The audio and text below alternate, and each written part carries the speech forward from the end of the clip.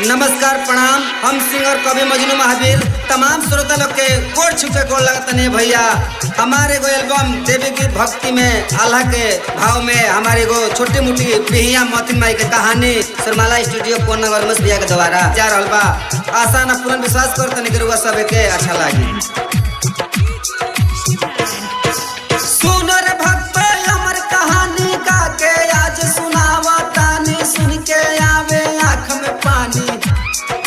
बिहिया बाड़ी मोतिन माई जिनकर होला रोजे पुजाई।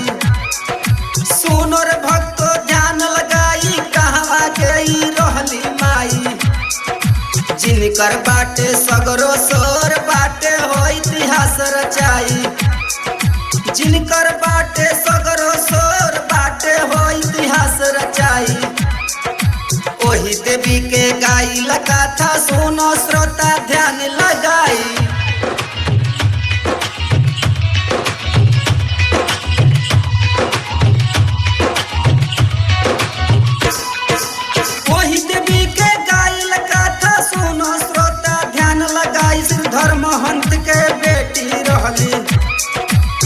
सिकरिया जिनकर गाँव धूमधाम से शादी कैले।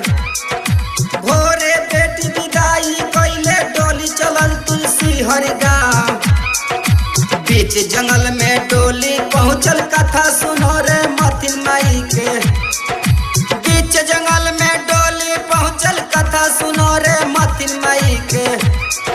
बिहिया नगर के राजा रहले जिनकर नाम रहे रणपाल। शिव नारायण शिव नारायण शिव नारायण।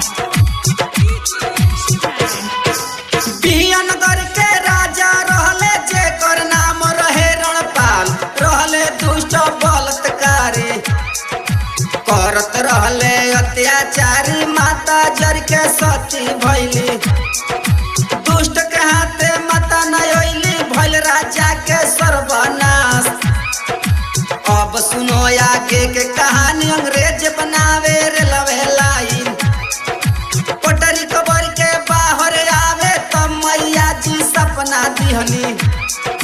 लाइन थोड़ा टेढ़ा कर लो तेरा काम सफल हो जाए।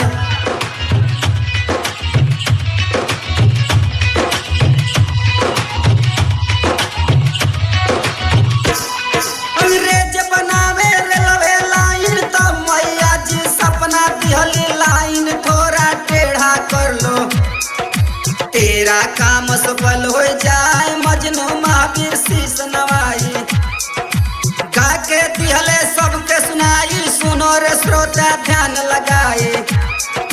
पावन धाम है मोतिन माई के बिहिया नगरी में कहलाई। पावन धाम है मोतिन माई के बिहिया नगरी में कहलाई। सुनो रे श्रोता ध्यान लगाई मोतिन माई के करो पुजाई। शिव नारायण शिव नारायण शिव नारायण। सुन रे भक्तो अमर कहानी गा के आज सुनावो तानी। सुन के आवे आँख में पानी। बिहिया बाड़ी मोतिन माई जिनकर होला रोजे पुजाई। सुनो रे श्रोता ध्यान लगाई कहवा के रहली माई। जिनकर बाटे सगरो सोर बाटे हो इतिहास रचाई। जिनकर बाटे सगरो सोर बाटे हो इतिहास रचाई। ओही देवी के गाई लगा था सुनो श्रोता ध्यान लगाई। 9122 484 667।